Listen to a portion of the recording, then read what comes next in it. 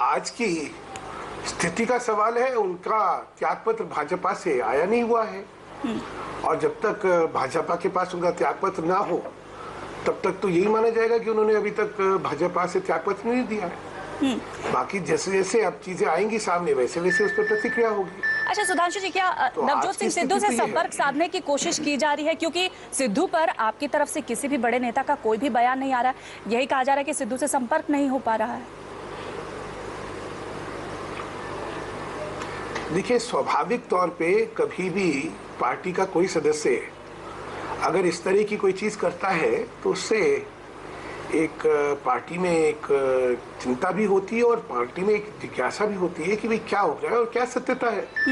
क्योंकि आधे से ज्यादा चीजें तो आप मीडिया के माध्यम से सुनते हैं, लोगों के आंकलन सुनते हैं, लेकिन सत्यता क्या है ये पता नहीं होती है। तो सत्यता जानने की कोशिश तो स्वाभाविक है। अब जैसा आपने विजय सांपला जी का बयान सुना, जो कि न केवल केंद्रीय मंत्री हैं अपितु वो पंजाब प्रदेश के अध्यक्ष भी हमारे, उन्होंने इस चीज का स्पष्टीकरण करा है और वही स्पष्टीकरण जो है वो सत्य है। ठीक है, तो क्या सिद्धू को किसी तरीके से मनाने की कोशिश हो रही है कि वो बीजेपी ना छोड़े? मैंने जैसा कहा ना कि जानने की और उनके क्या विषय है इसकी कोशिश होना तो स्वाभाविक है कि क्या कारण है। उन्होंने त्यागपत्र दिया, एक बड़ा एक कदम है क्योंकि मनोनीत सदस्य अभी हुए थे और उसके बाद अगर कोई सदस्य छोड़ता है तो क्या कारण है और क्या नहीं है, इसका मूल्यांकन और इसका विश्लेषण करना तो स्वाभाविक है। तो यही स्वाभाविक प्रक्रिया भी चल रही है। और जैसा आप जानती हैं कि उनकी सदस्यता को बहुत समय भी नहीं हुआ, अभी 22 अप्रैल को ही उनको सदस्य मनोनीत करा गया था। तो इतने दौरान में क्या हुआ क्या नहीं हुआ, इन सब चीजों को जानने की कोशिश हो रही है। ठीक है हिम्मत जी, नवजोत सिंह सिद्धू आप आगे पार्टी ज्वाइन कर रहे हैं ना, कंफर्म? सुधांशु जी, क्या और भी किसी तरीके का वायदा किया गया था, केंद्रीय मंत्री का पद देंगे या ऐसा कुछ वायदा किया था? ठीक है सप्रा जी, उनसे ले लेते हैं जवाब सुधांशु जी से।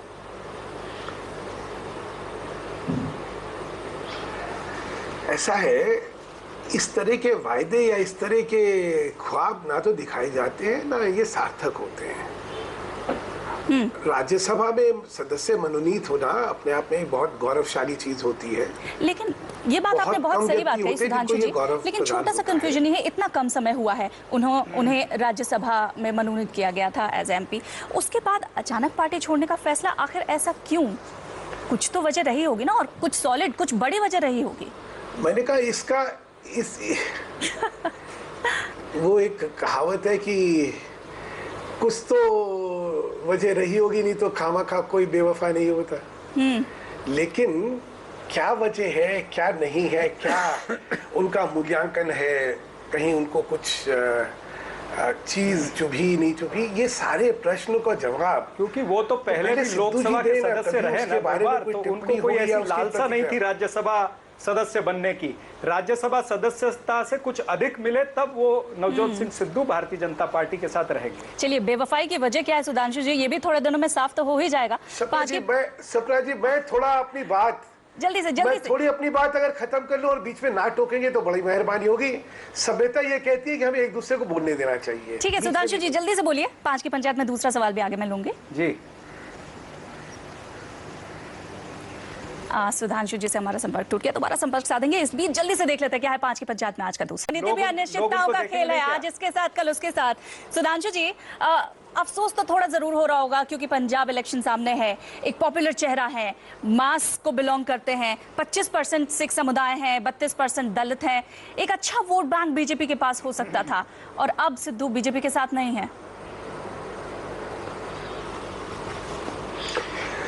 पहला ये कहना चाहूंगा कि शायद ये जल्दबाजी होगी कोई इस पे बयान देने की, लेकिन मैं अभी आम आदमी पार्टी के प्रवक्ता का बयान और वक्तव्य सुन रहा था, मुझे एक चीज ध्यान आती है, कहीं का ईंटा कहीं का रोड़ा, भानुमति ने कुनबा जोड़ा।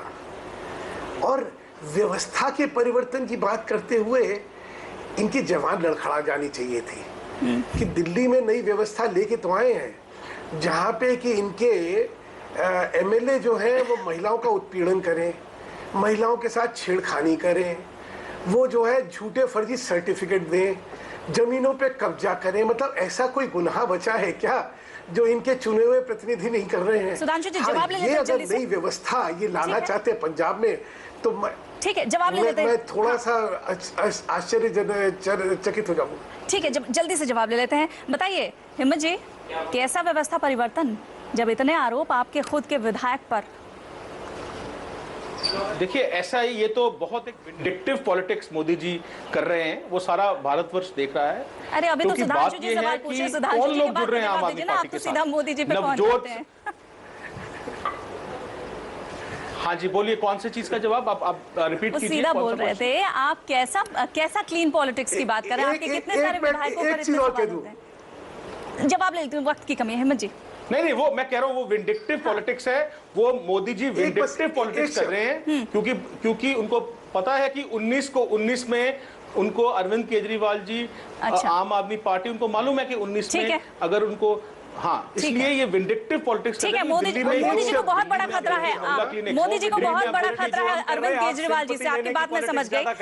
क्लोजिंग कमेंट यहाँ पे सुधांशु जी जल्दी से अपनी बात रखिए। क्लोजिंग कमेंट आपसे लेती हूँ। झूठे इल्जाम लग रहे हैं एमएलए के ऊपर। ठीक है, सारा मोदी जी ने इल्जाम लगाया। अरविंद केजरीवाल जी कह रहे थे, जल्दी से, बिल्कुल झूठे इल्जाम, विंडिक्टिव पॉलिटिक्स। केजरीवाल जी कह रहे थे भारतवर्ष के लोग देख रहे हैं। ठीक है हिम्मत जी, एक मिनट। सुधांशु जी क्लोजिंग कमेंट में 10 सेकंड है आपके पास। लड़ाई लड़ रहे हैं। ठीक है, अरविंद केजरीवाल जी अपने विधायकों को कह रहे हैं ये स्वतंत्रता सेनानियों की तरह लड़ रहे थे। आजादी की लड़ाई में किसी आजादी के दीवाने ने लड़कियां नहीं छेड़ी थी, उन्होंने महिलाओं का उत्पीड़न नहीं करा था, उन्होंने बिल्कुल झूठ बोल रहे हैं सुधांशु जी, बिल्कुल झूठ बोल रहे हैं। ठीक है, वक्त की यहाँ पर कमी है सुधांशु जी, पॉलिटिक्स है, वक्त की कमी है। ठीक है सुधांशु जी, हम जरूर जानना चाहेंगे, वक्त का इंतजार करेंगे कि सिद्धू जी ने बीजेपी से बेवफाई क्यों की, इसकी वजह सामने है। फिलहाल आप सभी तमाम खास मेहमानों का बहुत बहुत शुक्रिया। सुधांशु मित्तल जी, चरण सिंह सापरा जी, हिम्मत सिंह शेरगिल जी और एस एस आलूवालिया जी, आप सभी का बहुत बहुत शुक्रिया। फिलहाल 5 की